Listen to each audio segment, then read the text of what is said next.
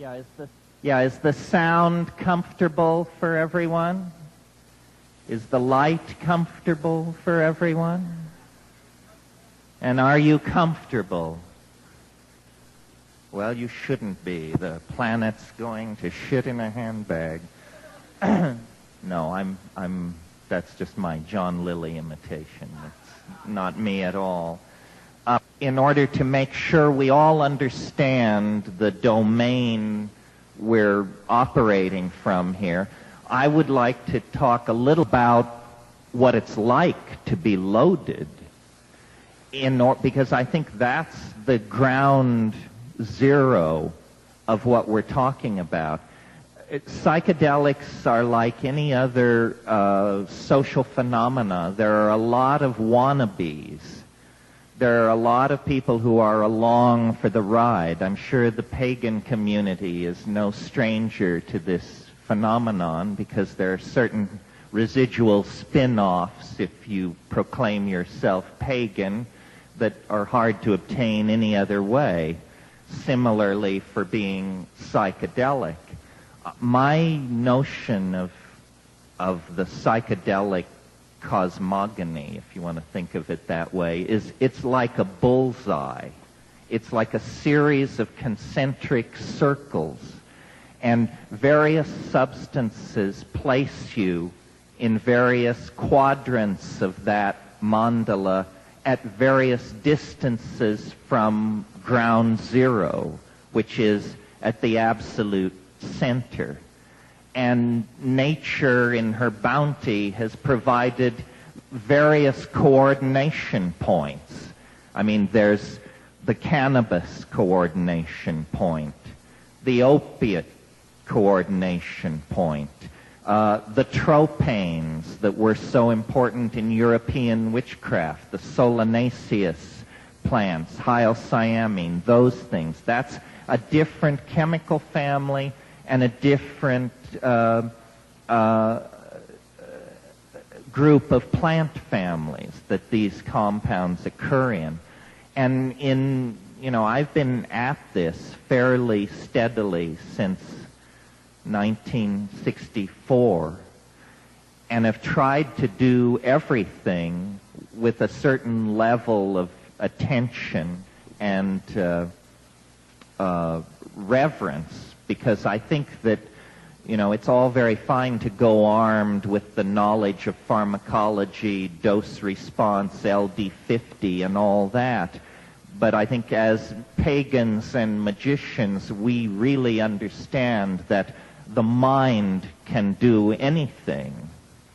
And there's a horribly frightening little passage in Jung somewhere where he says, the unconscious has 1,000 ways to terminate a life that has become meaningless.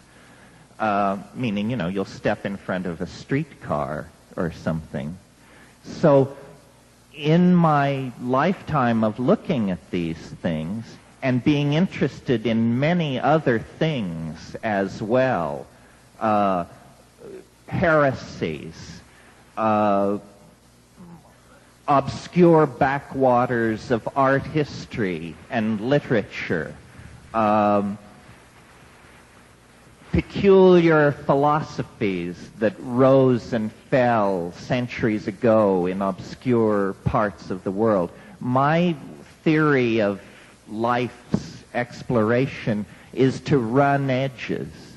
And I've mellowed over the years, but I used to say, if a book isn't 100 years old, you shouldn't read it. If a person isn't dead, you shouldn't worry about them. If they wrote in English, you shouldn't bother with them, so forth and so on. In the course of sorting out as many peculiar and bizarre possibilities as life could offer me in many places, my attitude was always critical. My attitude was always a show-me attitude. I don't believe in faith. I don't believe in belief. My favorite gospel story is the story of the Apostle Thomas, who was not present when Christ came the first time after the resurrection to the upper room. And then later Thomas came to the apostles and they said, the Master has been here. And he said, you guys have been smoking too much of that red lead. And then Christ came again. But in this conversation with the apostles, Thomas said, unless I put my hand into the wound, I will not believe it. And then time passed, and then Christ came again to the upper room.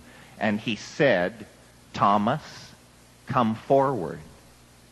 Put your hand into the wound. And he did, and then he said, Lord, I am not worthy, so forth and so on. My conclusion about this story is that alone among all humanity in all times and places, only one person ever touched the incorporeal body of God. Thomas the doubter touched because he doubted. It was not necessary that the believers should be vouchsafed such a boon, but the doubter was awarded the supreme enlightenment. Okay, so much for that. So my thing has always been, whether you present me with a diet, a social arrangement, a society, a sexual conundrum, a work of art, my criteria is it shit or is it shinola? And I'm happy to give you the benefit of my personal life's experience proceeding along those lines.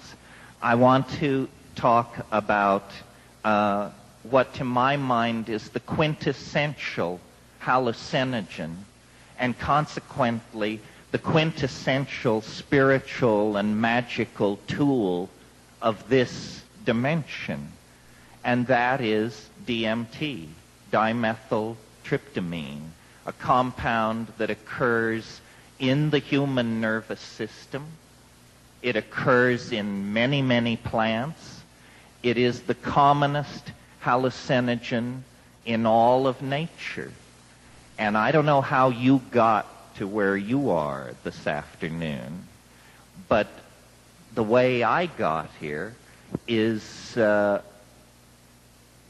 testing and by hoping and by pursuing a magical, if that's the word, a miraculous, a transcendental ideal that over the course of life, experience strips from you.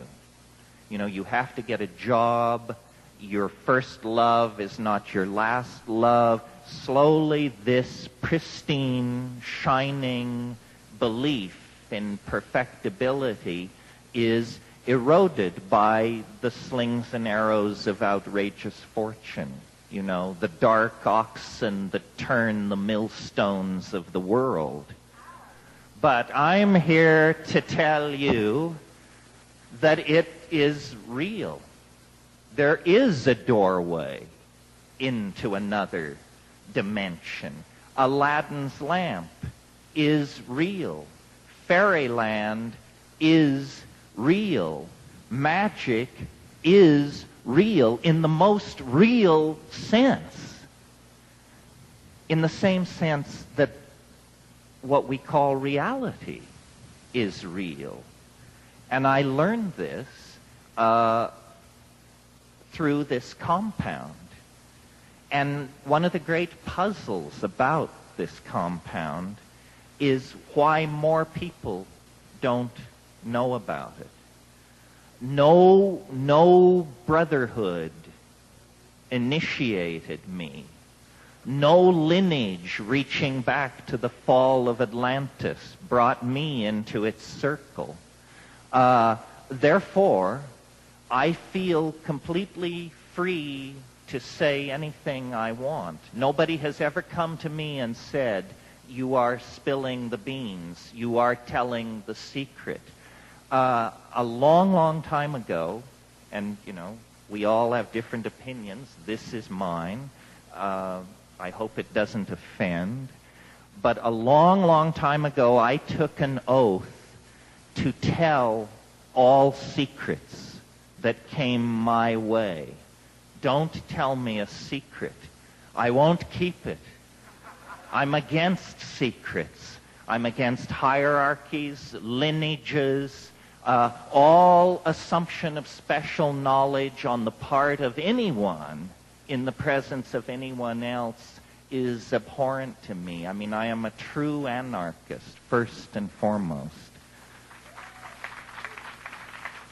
So, DMT, like all things in this world, has a physical body, a presence and a presentation. In this case, it looks rather like earwax. It is orange. It is crystalline. It smells vaguely of mothballs. And for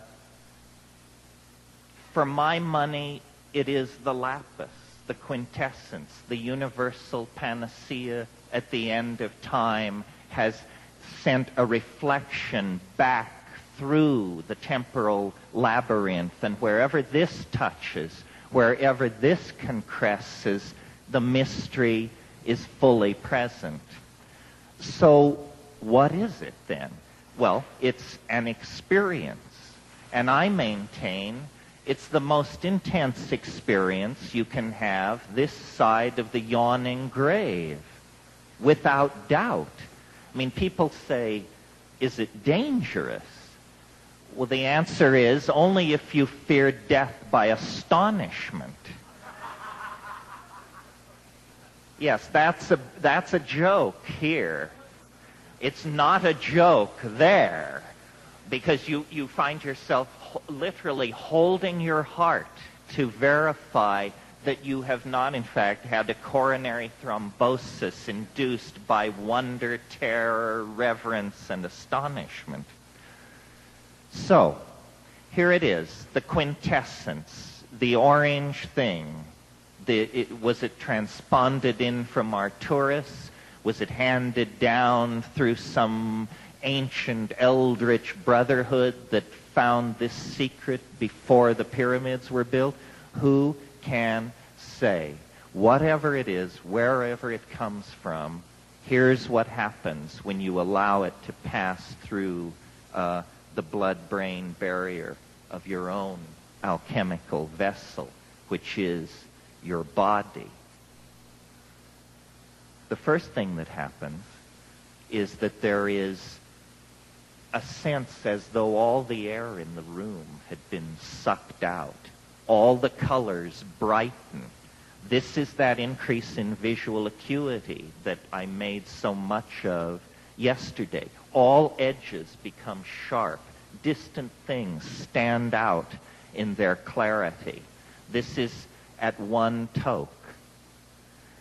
At two tokes, you close your eyes. You feel a sense of anesthesia seeping through your body. You close your eyes and you see a floral pattern rotating in space, usually yellow-orange. People who do this occasionally, and nobody does it a lot, call it the chrysanthemum.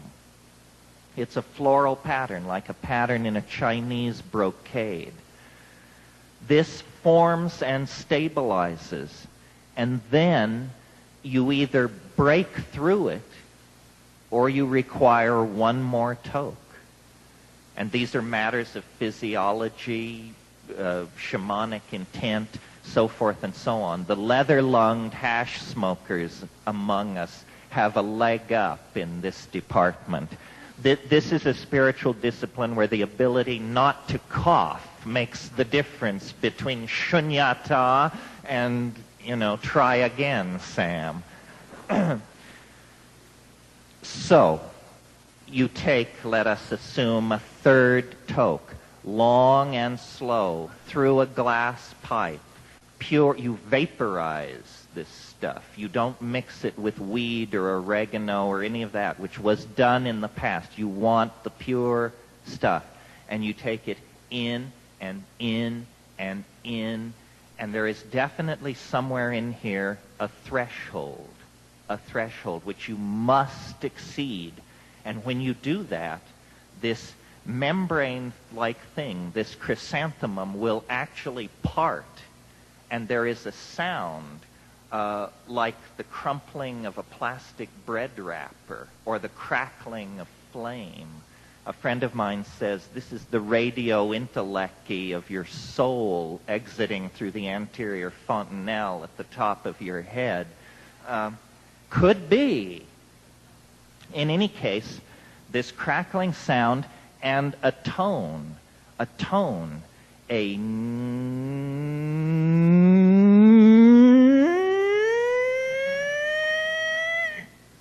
then there's this impression of transition. And you're now 20 seconds deep into this experience. There's an impression of transition. It's as though there were a series of tunnels or chambers that you are tumbling down, being propelled by some kind of muscle behind you that is pushing you. I mean, yes, birth canal, yes, of course. But anyway, a tunnel. And what I've noticed about this tunnel is the walls and ceiling flux and come down to meet each other. And where they touch, they pull apart with a... And then you're propelled into the next space. And then the next. And then the next. And there is this...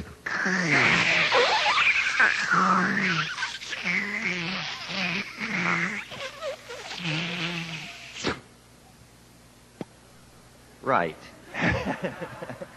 And then you are there.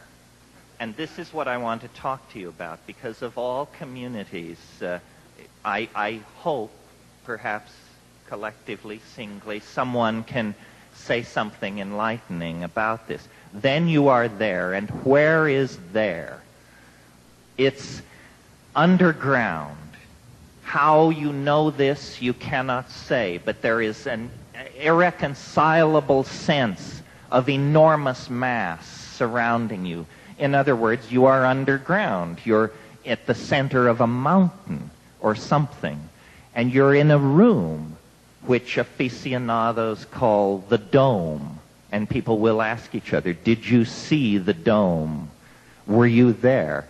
It's softly lit, indirectly lit, and the walls, if such they be, are crawling with geometric hallucinations, very brightly colored, very iridescent, with deep sheens and very high reflective surfaces. Everything is machine-like and polished and throbbing with energy.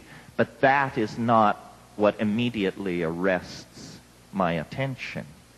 What arrests my attention is the fact that this space is inhabited, that the immediate impression as you break into it is there is a cheer. The gnomes have learned a new way to say hooray.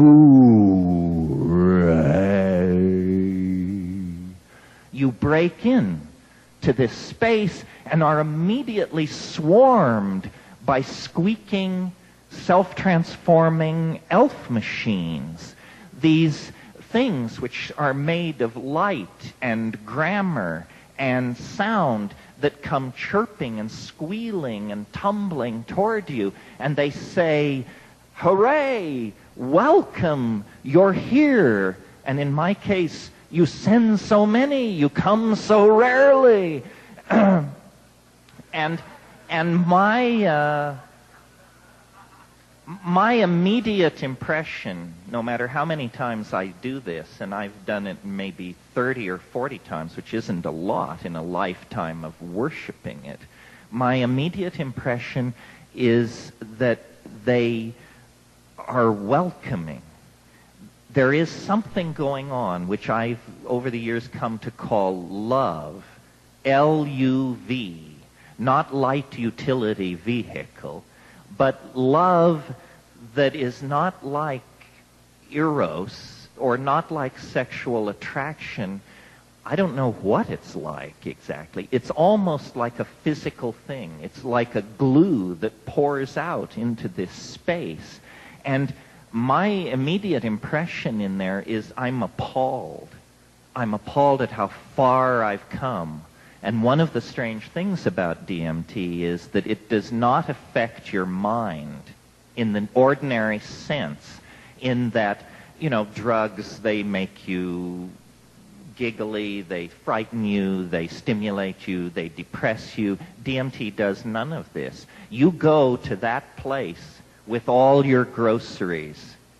You're there, and you're there thinking, Jesus H. fucking Christ, what is this? What is it? And and you're thinking, I must be dead. I've done it this time. The psychedelic mantra, I've done it this time. I must be dead. And so you think heart, yes, heart, pulse, yes. And meanwhile, these things are literally in your face. And what they do is they jump into your chest, and then they jump out again.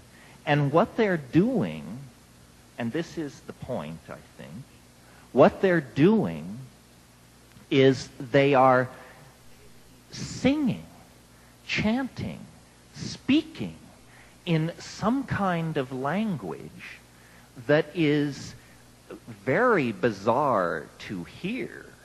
But what is far more important is that you can see it. They speak in a language which you see.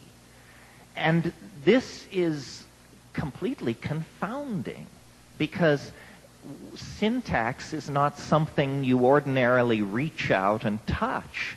And in this space, that's what's happening. And so, like jeweled, self-dribbling basketballs, these things come running forward. And what they are doing with this visible language that they create is they're making gifts. They're making gifts for you. And they will say,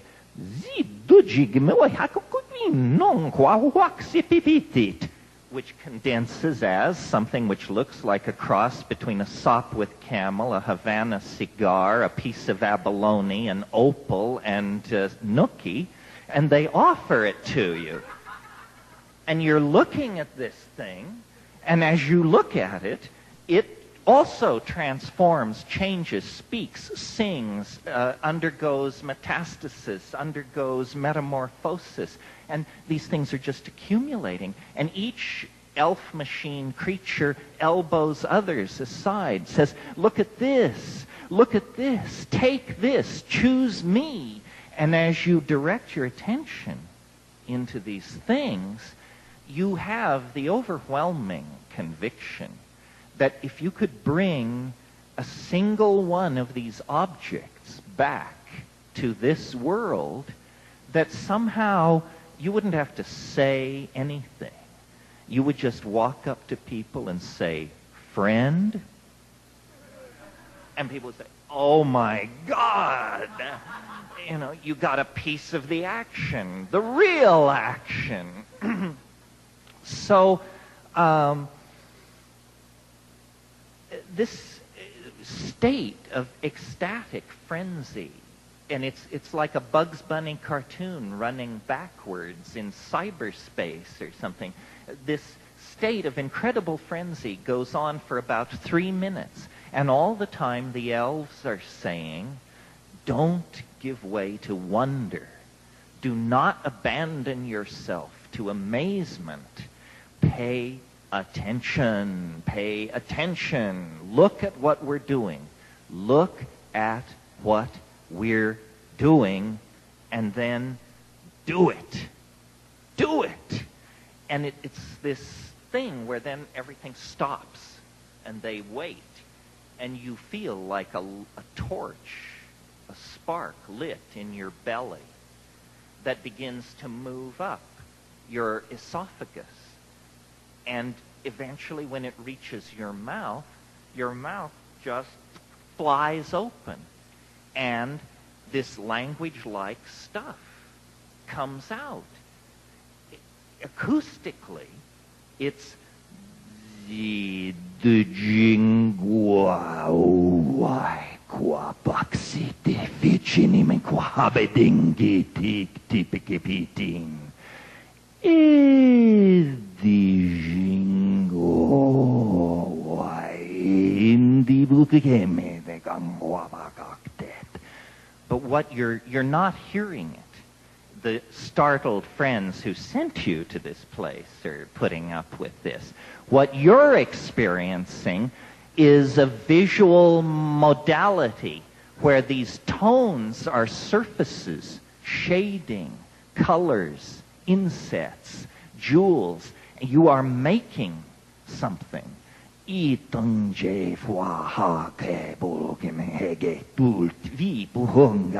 know, erase, move forward, add cerulean, put in stippling. It's that sort of thing.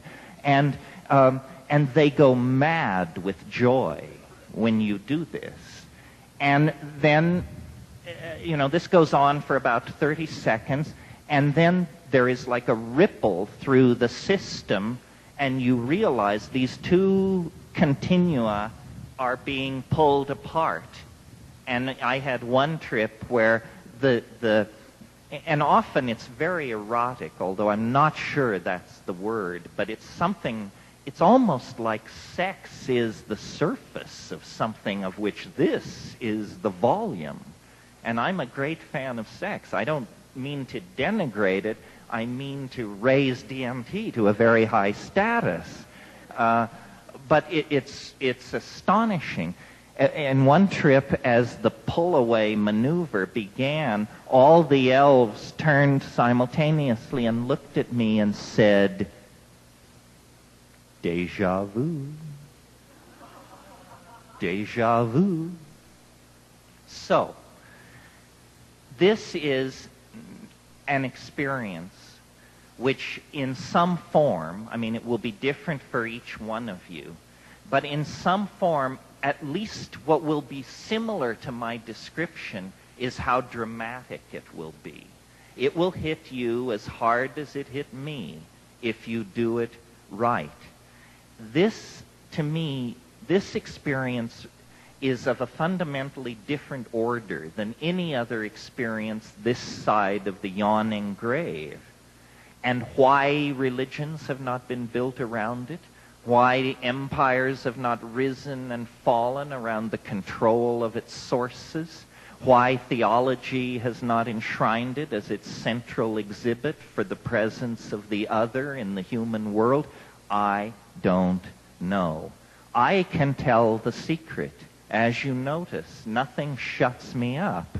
But why this is not 4-inch headlines on every newspaper on the planet, I cannot understand, because I don't know what news you were waiting for, but this is the news that I was waiting for. And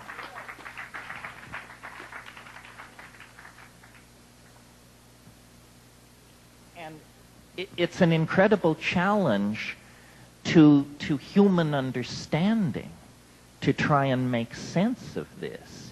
And I started out, you know, reading Jung, doing my Hindu, you know, getting up to speed with all that, studying Zen Buddhism, studying shamanism. The thing that puzzles me about DMT is how little trace there is of it in the human world. I can't point to a period in European art or the art of some group of islanders somewhere and say that is very much like DMT. It isn't.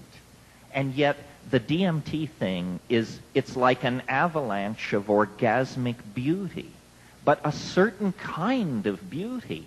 The only words that I can find for the kind of beauty that it is bizarre, alien, outlandish, outre, freaky. and at the very edge of what the human mind seems to be able to hold. Well, where is this coming from? And what is happening?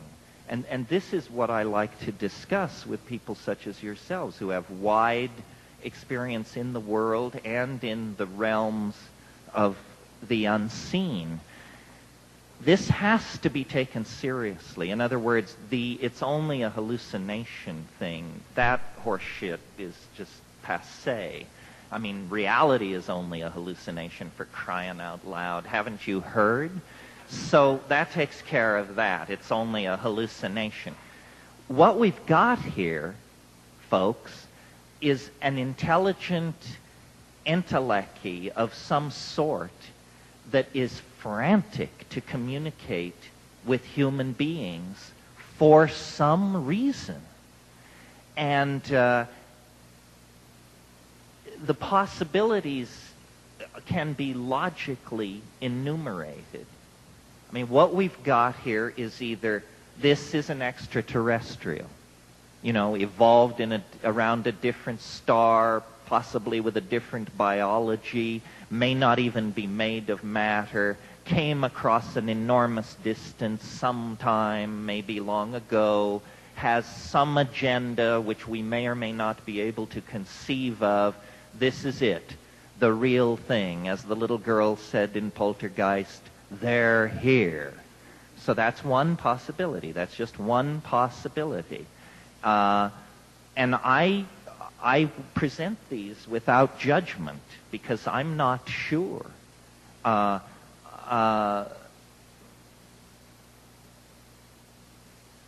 If an extraterrestrial wanted to interact with a human society, and it had ethics that forbade it from landing trillion-ton beryllium ships on the United Nations Plaza. In other words, if it were subtle, I can see hiding yourself inside a shamanic intoxication. You would say, let's analyze these people. Okay, they're kind of hard-headed rationalists, except they have this phenomenon called getting loaded.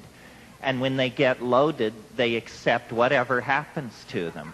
So let's hide inside the load, and we'll talk to them from there, and they'll never realize that we're of a different status than pink elephants. Okay, that's one possibility. Now, another possibility is that this is not about extraterrestrials' flight and enormous technologies and distant homelands, that, and this is maybe friendlier to pagan notions, that there is a parallel continuum nearby, essentially right here. Call it fairyland, call it the Western realm, whatever you like, but you don't go there in starships. You go there through magical doorways, which are opened via ritual and things like that. That is a possibility as well. Certainly human folklore in all times and places, except Western Europe for the last 300 years, has insisted that these parallel domains of intelligence and organization exist. There is a third possibility, which I leave it to you to decide whether this is the more conservative position or the more radical position. And I reached this reluctantly, and I'm not sure this is my position, but these things have these tykes, as I call them, these self-transforming machine elves, these syntactical homunculi, have a very weird relationship to human beings. First of all, they love us. They care for some reason. Whoever and whatever they are, they're far more aware of us than we are aware of them. I mean, witness the fact that they welcome me. So is it possible that at the end of the 20th century, at the end of 500 years of materialism reductionism, positivism. What we're about to discover is probably the least likely denouement any of us expected out of our dilemma. What we're about to discover is that death has no sting. That what you penetrate on DMT is an ecology of human souls in another dimension of some sort. I mean, this is hair-raising to me, and I spent my whole adolescence and early adulthood getting free from Catholicism and its assumptions, and I never imagined that a thorough exploration of life's mysteries would lead to the conclusion that, in fact, this is but a prelude. We are in a very tiny womb of some sort. Our lives are gestations, and this is not where we are destined to unfold ourselves into what it means to be human. This is some kind of a metamorphic stage, like the pupa of a butterfly. And so, this is deep water, because, we are fairly agitated over the fact that we fear the planet is dying, and us with it. This stuff raises the issue that you don't know what dying is. Therefore, it's very uncertain exactly what sort of an attitude we should take to it. And as I say, I am not advocating a position. Mysteries are not unsolved problems. They are mysteries. When you stand naked in the presence of the mystery, it is still utterly and completely mysterious. But I enjoy talking to people about this because I think that the human body, the human mind, these are tools for the soul to use in the effort to unlock its meaning and its destiny. And millions of people, perhaps billions of people, have gone to the grave without knowing that this is possible, this experience that I've just described to you. And it's perfectly harmless. I mean, I think that if science would back out of politics and do its work, we could establish that DMT is the most harmless, the safest of all hallucinogens. The fact that it occurs naturally in the human brain is the first clue to the fact that it's benign. The second clue is the fact that it only lasts 8 to 12 minutes. What that means to a pharmacologist is the body perfectly understands what to do with this compound. You take a hit of DMT, and your body says, oh, I recognize this. Activate deanimation cycle, activate demethylation cycle, activate. It knows what to do. And so within 10 minutes, you're down. A drug that you take, and 48 hours later you're lying around in warm baths and refusing telephone calls, is a drug you shouldn't have taken. Because it's hitting you too hard. It's not clean, it's not smooth. DMT, the most powerful hallucinogen known to man and science, clears your system in 15 minutes. I mean, you're so down, you don't have a small headache or need to take a nap or anything. You're ready to do phone calls. So how can it be, then, that a compound which each of us carries right here, right in the pineal gland, right in the Ajna chakra, the Philosopher's Stone is no further away than that. How can this be secret from us? How can we be trapped in a dimension of such limitation and such mundaneness when our own nervous systems and the ecology around us and our own history over the past 500,000 years argues that this is what we were born and bred for. This is where we belong. This is what at play in the fields of the goddess must mean. And somehow history has made us dysfunctional, buried the mystery, made it, if at best, a piece of secret knowledge jealously guarded by somebody. I mean, I don't know. There are lots of mystery cults and secret societies in the world. I don't know if any of them are guarding DMT as a secret. It may be so. No one told me to keep my mouth shut. If a very suggestive short story, I'm sure many of you know and love the Argentine surrealist writer Jorge Luis Borges. Well, Borges has a book, I believe it's called Labyrinths.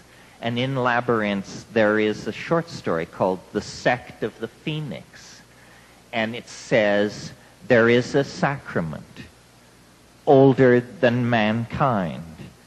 The sectarians have been the victims of every persecution in human history. And the sectarians have been the purveyors of every persecution in history. These sectarians are not identifiable by race or place or language or time. To the adept, the mystery appears ridiculous, yet they do not speak of it. One child can initiate another. It is orange. Ruins are propitious places. Do it in the moonlight, in the at the thresholds of buildings. And that's all it said. It's a page and a half. And it suggests, and see, here's the thing. I mean, I am not as articulate on this subject as I wish I could be. If this is not the secret that these lineages are guarding, then they're guarding an empty house. This is the secret. It is. It is. It cannot be anything else. It is the Neoplatonic one. It is the transubstantiant object, the panis supersubstantialis of the alchemists. And I'm not saying that people have known about this for a long time. DMT is in many plants, as I said, but spread very thinly. And we don't have historical records of anyone ever concentrating it. I've done the DMT plant preparations of the Amazon, the snuffs, and the ayahuasca. And on ayahuasca, if it is heavily laced with the DMT-containing plant, after hours of breath work and drumming alone in the jungle, you can begin to open it up to the place the DMT will carry you to in 45 seconds in an Upper East Side apartment, whether you like it or not. Some of you may have seen, years and years ago, this B movie about a guy who has a big ranch in Mexico, and one of the campesinos comes rushing back from having encountered a brontosaur in the forest, and he can only point inarticulately at the woods and say, something, something, something, something. And that's what I am. I'm a monkey. And I've come back to the truth. And I'm telling you, there's something over the next hill that is off the scale. Off the scale. And I have made it my business to, delve. I'm a delver. I'm a noetic archaeologist. The obscure heresies and strange rites and all of this stuff. Been there, done that. It's all pale soup compared to this. And so I hype it to you simply to try and inspire you to explore it. We are at the present state in the position of explorers of the New World 50 years after Columbus. We have notebook entries. We have partial maps, but we don't have a complete map of what this thing is. It's another dimension. It is literally another dimension. I took DMT to a Lama of great accomplishment, not one of the grab-ass can of Budweiser welded to the good right hand Lamas, but a real Lama. This guy was over 90 when he smoked DMT, and he since his wheel has turned. And he said to me, he said, it's the lesser lights. He said, you can't go further into the bardo and return. And so I think that we stand at the brink of an enormous frontier. Call it incorporeality, call it non-material existence, or, bite the bullet. Call it death. But this is the frontier that we stand on the edge of. This is what history has been about. History has been some kind of suicide plot for 15,000 years. Not a moment passed that the plot was not advanced closer and closer and closer and closer to completion. And now in the 20th century, we see that this thing, this transcendental object at the end of time, this attractor that chose us out of the animal kingdom and sculpted the neocortex, opposed the thumb, stood us on our hind legs, gave us binocular vision. This thing is calling us toward itself across eons of cosmic time. We are asked to mirror it, and as we mirror it, we become more of its essence. And as we become more of its essence, we leave behind the animal organization that we were cast in the beginning. And what this is about, who knows? Is this a drama of cosmic redemption? Is it the transcendental other at the end of time? Is it a Gnostic demon? Is it Ildabaoth? What is it? We do not know. But I really believe we are in the era when we will come to know. And what the psychedelics are periscopes in the temporal dimension. If you want to see a little bit into the future, elevate your psychedelic periscope outside of the three-dimensional continuum and peer around. For thousands, if not hundreds of thousands of years, we have been pulled toward this omega point. The earth is like an egg. It has come to its moment of fructification. The dawn that has been anticipated since we were herding our cattle across the plains of Africa is now upon us. The east is streaked with the blush of rosy dawn. It is coming upon us. And I think that it will redeem history. That history is not a nightmare. It is a passage. It is an initiation. Think of the fetus in the womb at the moment of transition. Surely it must despair.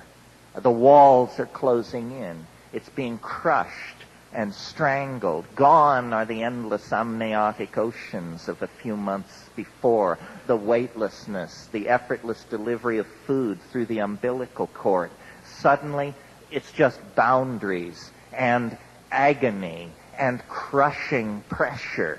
That's where we are. And we are going to have to shed history like a snake sheds its skin if we want to slip off into hyperspace, where I think all of magical humanity is awaiting us and cheering us on, lending their weight. they're all out there, Proclus and Plotinus and Plato and Hypatia and Henry Cornelius Agrippa and John Dee and Robert Flood and Eliphas Levi. They're all out there pulling for us. And every shaman and shamaness, every magician, practitioner, as far back in time as you go, was part of the plan, the conjuration, the great work, the distillation of the quintessence. History is a magical invocation. And at the end of that invocation, if it is correctly done, all boundaries will dissolve into the stone, the lapis, a transdimensional vehicle that can move through space and time, that is the collectivity of all human souls, free at last in what William Blake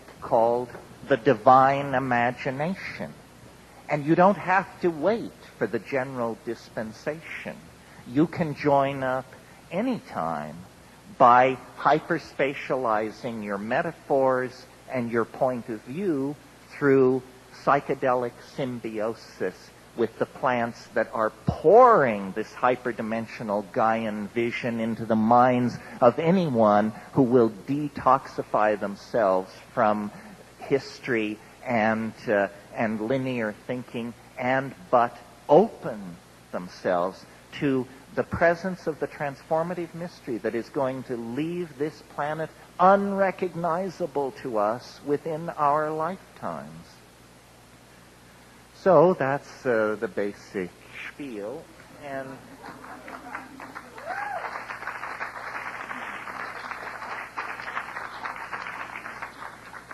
And I think it raises a lot of questions, and yours is first.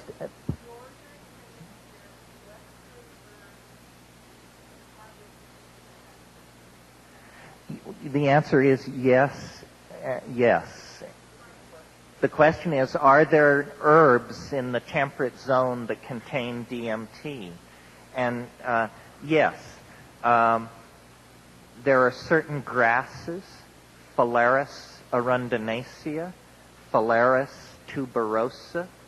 These can be ordered from plant dealers or gotten, ironically enough, from agricultural experiment stations, because these are pasturage grasses. A lot of people are doing wonderful work right now learning how to make DMT preparations out of native plants. The mature Phalaris grass, it's very diffuse, the DMT. So what people are doing is they're getting the seeds and they're sprouting them in a sprouter. And then they're taking the sprouted seeds and air drying them. Well, you can imagine how powdery sprouts become if you air dry them. Well, then you can powder up a handful of these sprouts and twist that into a bomber and come very, very close to the flash point. The other thing, since I'm talking to recipe-oriented magicians, the other thing you need to understand if you want to work in this area is that the DMT can ordinarily not be taken orally because there is an enzyme system in your intestines called the monoamine oxidase system. Then it will destroy the DMT. But the good news is there are certain compounds called monoamine oxidase inhibitors. Didn't you know it?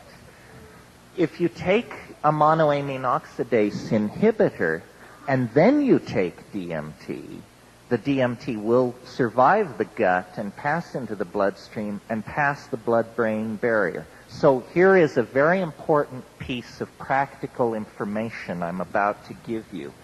If you want to inhibit your monoamine oxidase in order to make DMT trips longer or mushroom trips longer and more intense, or to activate DMT if you only have a little bit of it, then what you should get are the seeds of Pergamum harmala. P-E-R-G-A-M-U-M, Pergamum harmala, H-A-R-M-A-L-A. You can either order it under that name from seed dealers or go to an Iranian market and buy what is called hurmal, Hurmal. This is simply Pagamen harmala seeds. They use it as an incense to fumigate rooms. But 2 grams, don't take more, 2 grams of this, macerated in a mortar and pestle with spring water taken from a spring at the new moon near a crossroads, will inhibit your MAO. It will inhibit your MAO. Consequently, then when you smoke the bomber of phalaris dust, it will grab on. Or you can even smoke mushrooms then, and they will grab on. So knowing how to inhibit MAO is one of the key techniques in this kind of herbal shamanic magic. Other plants that contain DMT, and here's one you all should be aware of because it's probably right around here, is Desmanthus illinoisensis, Illinois bundleweed. It's a rank weed. I've not seen it except in the dried form, but people have grown hundreds of pounds of this stuff in a few months, and the root bark has the highest concentration of DMT ever measured in any plant. It's higher than the ayahuasca admixtures used in the Amazon. Pardon me? In the root bark, which you dry the root and then scrape the bark off, and you'll get this reddish root bark. The red is actually the DMT. Varroa trees in the Amazon shed DMT in their sap, and it's always a blood red sap. And to show you how strong it is, the Indians in the Amazon, some of the tribes, they roll their arrow points directly into that sap, and it's a paralytic poison in the bloodstream of monkeys and small animals. So a great deal of work is being done right now, and you should, if you're of an experimental and herbal and alchemical and magical bent, people are creating what they call ayahuasca analogs. This is where you use local plants to create a brew which is chemically equivalent to an Amazonian hallucinogen. And, of course, you have the satisfaction that it's yours. It's your magical recipe. No one on earth is doing quite what you've got.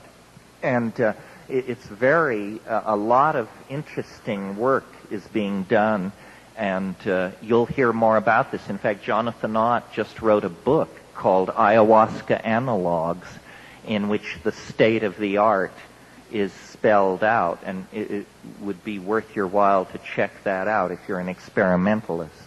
Yeah.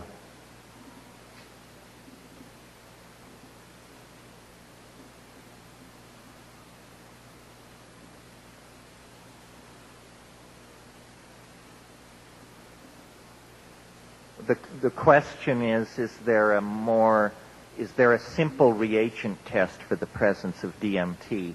The answer is sort of. You can do a paper chromatographic test, and all you need is a little UV light and some chromatography paper and some solvent dishes. I mean, it's at the level of a 7th grade science project. Yes, I don't know how much I should say on this subject. I'm probably about to say too much. But at one gathering I go to, one of the people who's a very regular part of that particular posse is a wheat breeder. So when he heard about the phalaris, he was a geneticist and a wheat breeder, and he has been working very quietly on his own to produce super strains of phalaris. And I think we will soon see super strains, because the underground community is incredibly creative in this area. The compound I talked about yesterday, Salvia divinorum, That's all underground work. Brett Blosser, the anthropologist who discovered it, is a complete freak.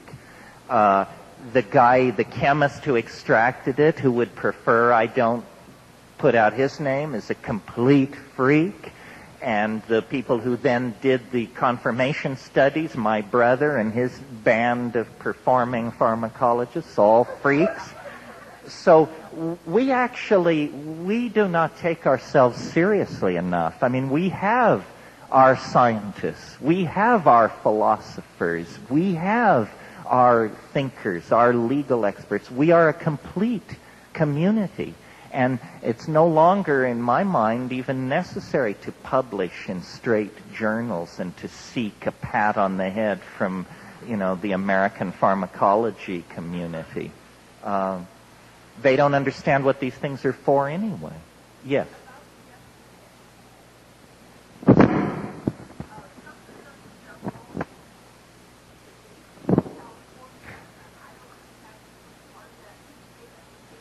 Yes, I'll repeat this and strengthen once again my case to the guy who owns the company that he should pay me, for God's sake. If you want a catalog of extremely rare and useful psychoactive and magical plants, probably the most complete in the world, the company is called Of the Jungle. P.O. Box 1801, Sebastopol, Sebastopol, California, 95472. Write and ask for a catalog and tell them George Bush sent you. No, I'm teasing. Don't tell them that. They won't send you the catalog.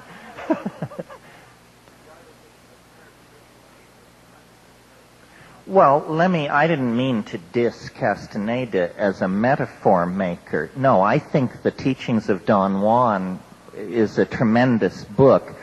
I'm very suspicious of some of his later stuff. It's interesting what you said, because the famous crow transformation in the Teachings of Don Juan has been traced, and I'm sure many of you know this book, has been traced to George MacDonald's book, Through the Gates of the Silver Key. And George MacDonald was a friend of Evans Vance. So I think what we're getting here is a mining of late 19th century English folklore by Castaneda. Nevertheless, the presence of these small entities has been a part of folklore for a long, long time. Elementals, tykes. What puzzles me, I guess, is I've spent a lot of time in this magical literature and art historical area, and the descriptions don't quite match. I can't quite convince myself that the sprites, the afrits, the nixies, the jinns, that these creatures of the woodland fae are the same thing. Or I don't know whether I am contaminated by an early love of science fiction and... Well, again, close but no banana. All these popular aliens that are running around, the Whitley Streboids and all these things, are much more mundane than what I encountered. I mean, what I encountered was terrifyingly not human, terrifyingly alien. And I just do not quite get, and Madame Blavatsky was into it, and they're always saying, I don't know, they're very sort of cut and dried about it. And when I encounter an extraterrestrial alien or a creature from another dimension, the main thing that's happening for me is the implications are blowing my mind. They seem totally immune to the implications. Yeah. Well, a sufficient amount of DMT is smoked west of the Pacific Coast Highway that it wouldn't surprise me if the writers of Star Trek, were on to this. Yes, what is not much talked about, the part of the experience which is anomalous, and maybe people who know more about magical literature than I do can correct me, but what the elves are really interested in is this stuff which I call visible language. That's the whole point of the encounter, is to exhibit it and to get you to do it. Well, now, first of all, think for a minute about ordinary language. It's really weird. It's the weirdest thing we do. I mean, if you were looking for the thumbprint of God on creation, human language would be a good candidate. Because, look, we're supposed to be some kind of animal who just went a little further than the next guy. But to get out of that Shakespeare and Milton is a pretty amazing accomplishment, hardly to speak of the mathematical languages that we generate. So something happened. Some people think only 35,000 years ago. Imagine if that's true. I mean, I don't care. Some people say 150,000 years ago. But to speak, to take small mouth noises, and to turn them into signifiers for symbols and relationships, in spite of some people's enthusiasm for cetaceans and dolphins, I just am not overwhelmed by the evidence. I mean, to me, it is a miracle to be able to speak poetry. It is a miracle. I mean, when Coleridge wrote, "And south and south and southward we fled, and it grew wondrous cold, and ice mast high went floating by as green as emerald." I mean, that's language. And it's magic. And we have a fascination, then we also paint. Then we sculpt. Then we write. Then we create electronic databases. Then film, television. Clearly, what we want to do is we want to communicate visually. And these things are saying there's a way to do it. Do it! And I don't understand. Do we all have to be loaded on DMT all the time? Can you learn to do this? The gentleman who asked about dreams, here's a piece of information that is critical in this jigsaw puzzle. If you have smoked DMT at any time in the past, it is possible to have a dream in which people are running around and you're checked into the Mars Hotel and the luggage is lost and this and that, and in the middle of all that, someone drags out a little glass pipe and hands it to you. It will happen. It will happen in the dream. Not a memory, not a simulacrum. It will really happen. Well, now, to me, that's an amazing piece of data, because what it's saying is you can do it on the natch. You may have to be dead asleep, but still, on the natch, this can be done. And the lucid dreamers, the biofeedback people, the people who claim these wonderful things that you can do with sleep and dream and programming, I challenge them. Teach people to have DMT dreams in their sleep. And then let's figure out how to drag that puppy into the light so that we can do it at will on the natch. Just one second. And one thing that I have come to believe is that we remember no more than 5% of our dreams, and it's the most mundane 5%. I think, and there's scientific evidence to support this. Remember I said DMT is in the human brain? Well, it concentrates in the human cerebrospinal fluid on a 24-hour cycle, and it reaches its peak of concentration between 3 and 4 a.m. in most people. That's when the deep REM sleep is happening. When you give somebody DMT, they lay back, they close their eyes, and the way you, the guide, the sitter, I don't like the word guide, you, the sitter, the way you can tell that they're getting off is their eyes dart wildly behind their closed eyelids. It means they're in REM.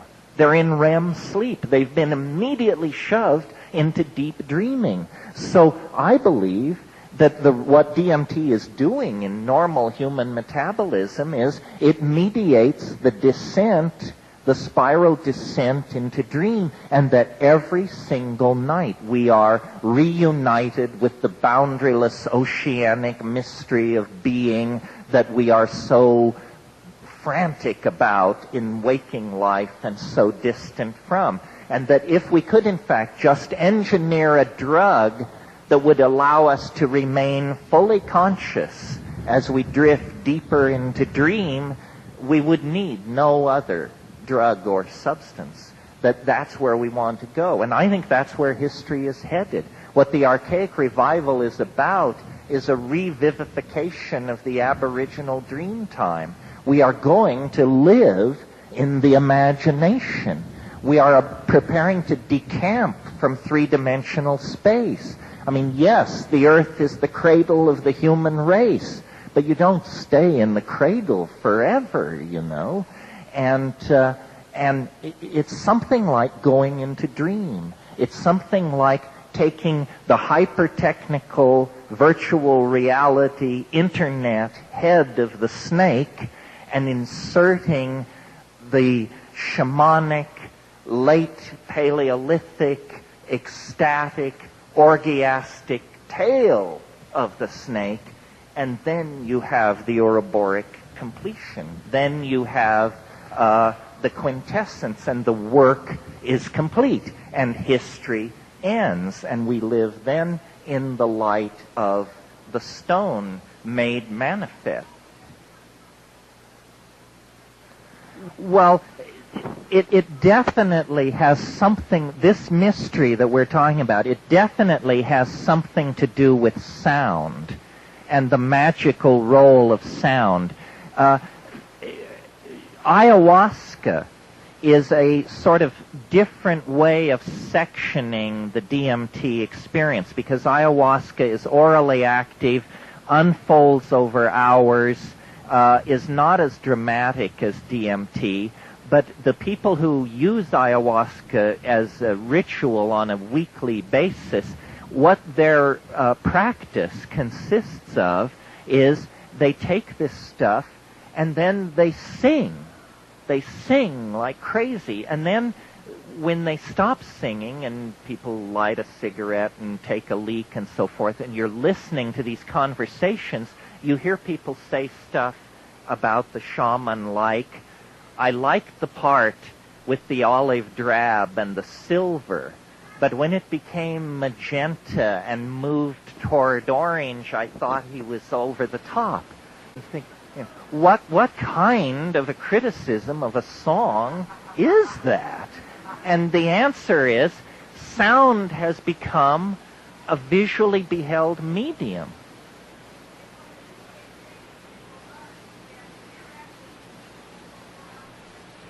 Yes. So the reason I'm interested in something as techno-nerdy as virtual reality is because you could program a virtual reality so that when you went, ah, an iridescent blue line would be keyed to that to descend into the space. And I'm very interested in environmental and electronic simulations of psychedelic states. But we're not going to do better than the psychedelics. If we can do as well, it will be a miracle. I mean, you see more beauty in a first wave of psilocybin than the human race has produced in the past 5,000 years. And who are you, you know? Yes. No, I promised this guy, Bennu, and I felt his flash of loathing.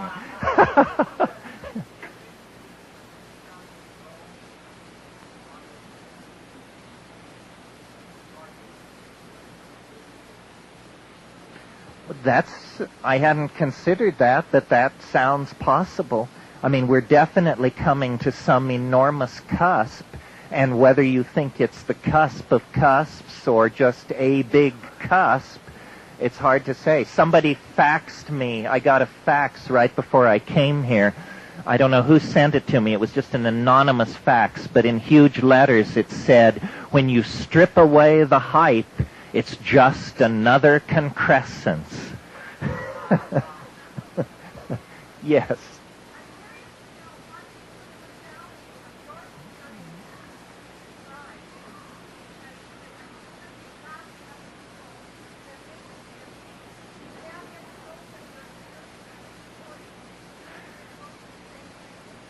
It's interesting, and that's a good question. The answer is yes and no. Obviously, there's hardly anything more personal than a psychedelic experience. It is a kind of summation of who you are, and it's viewed through the filters of your personality. Nevertheless, when you put a whole bunch of DMT trips together, certain things seem to emerge. My notion, coming at it from a sort of Jungian attitude, is if we had to say what is the archetype of DMT, the archetype is the circus. It's the circus. And let me say why. First of all, a circus is a place of wild, exotic activity. And clowns are, you don't have a circus without clowns. And clowns are wonderful for children. A circus is a wonderful place for a child. DMT, there is something very, very weirdly childlike about it in a very unchildish way. Some of you may know the 52nd fragment of Heraclitus, where he says, the aeon is a child at play with colored balls. The aeon is the child that you encounter in the elf dome. But the circus has other connotations than simply the three rings and the clowns. Eros is present, entwined with Thanatos, in the form of the nearly naked lady in the tiny spangled costume who is working without nets, hanging by her teeth up near the top of the big tent. And personally, my earliest experience of Eros was that lady in the tiny spangled costume. I was so small, I was wrapped up in something and being held, and I was horny as hell. So there's that, and then there is also, radiating off from the central ring, the freak show, the goat-faced boy, the lady in the bottle, and, the three-toed alligator kid, and all of that. That's there, the wiggy, weird, kinky, strange, alien stuff. And then, if you think about the archetype, not so much of the circus, but of the carnival represents a breakthrough from another dimension. Because you live in some jerkwater town, in some, I almost said Iowa, but some town, and it's like normal. And then the carnival comes to town, and children are told, you can't stay out and play. The carny people are in town. And what does it mean? Well, they may fuck differently than we do. They may steal things. They're not like us. They've had more than one marriage, some of them. And then the carnival people are there, and the hoochie-coochie dancers and the whole thing, and then they fold it up, and they go away, just like a DMT trip. And every little boy and girl in the world worth their salt wants to join the circus, of course, and go away with the tattooed lady and the tigers and all that. So it is the archetype of the circus. So then I've seen many, many people take DMT, and some get what I get, which is it's sort of gone beyond the circus. It's the circus that the circus as presented on Zenebel Ganubi Prime or something like that. But one woman who was an anthropologist who I think got a sub-threshold dose, she had a very interesting trip because it was a light trip, but with no prompting from me. She said, I was at a carnival midway, but it was after hours, and there was nobody there, and there were just those ice cream, those square papers for holding ice cream were just blowing in the wind and getting caught in chain-link fences. It was like a sub-threshold dose. Well, then if she'd done more, she would have arrived there 8 hours earlier when the thing was happening. And if she'd done yet another toke, it would have moved off into the zone of the truly weird. That's why I love the film of Federico Fellini, because here was a circus man, for sure. Yeah. A way to get the DMT. Well, you could conceivably inhibit your MAO. I don't want to tell you to do it nasally because it might be a really stinging experience. Oh, then you could do it. Well, I'm working on something. I'll describe it to you. I'm having a glass blower make a thing which has a chamber with a pipe stem coming off it. But it has another stem 180 degrees around the chamber coming off it that breaks into two prongs. And what you do is you heat the DMT, you insert the two prongs up your nose, and you have a friend blow on the other outlet, and it will force the entire contents of the vessel, the entire load of white smoke. But, you know, don't try this at home, folks. Pardon me? I'd go light the first time. There are old pharmacologists and bold pharmacologists, but there are no old, bold pharmacologists. Yes.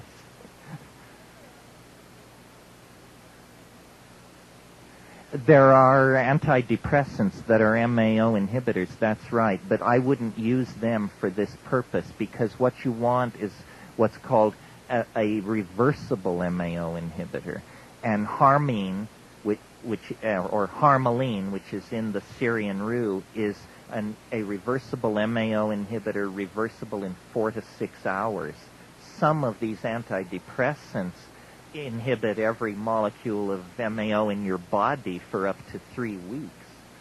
And that's why when they give you those antidepressants, they tell you the long list of don'ts, no chocolate, no red wine, no soft cheese, no lentils, no this. That's a list of alkaloid-containing foods.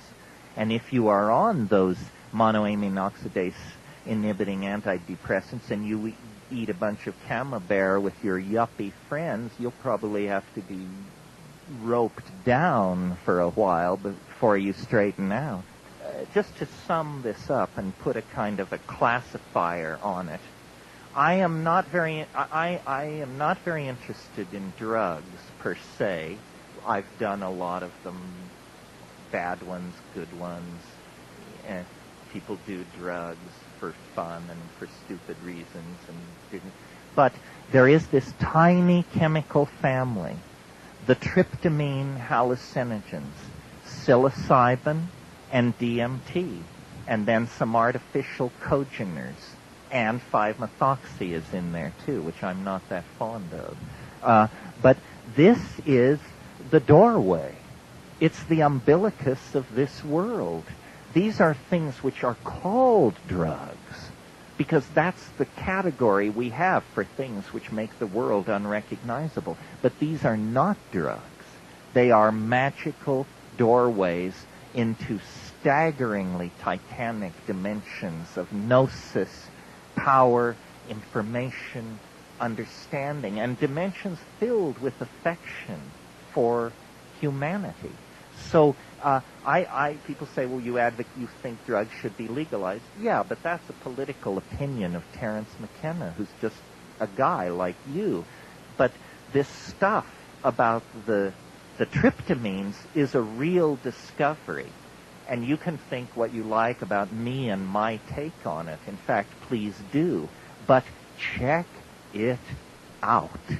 Check it out, because I've checked out lots of stuff, and this is the only thing I'm interested in telling you. Check it out. No, I don't understand the answer to that question. It's magical. It is a secret which keeps itself.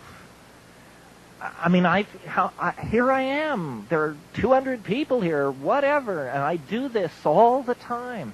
And I have not, so far as I can tell, been able to launch an avalanche of DMT. I'm trying.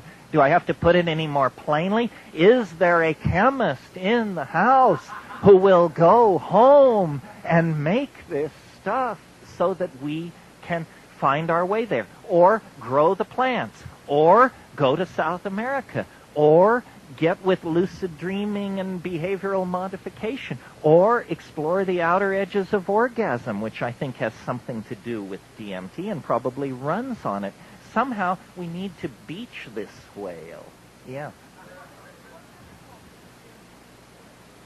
It's not difficult to make. Compared to cocaine or LSD, it's a walkover. It is a reasonable exam question for a second-year student of organic chemistry to be told, synthesize and chromatograph 5 grams of DMT and submit your sample with your chromatographic data to my office Monday morning.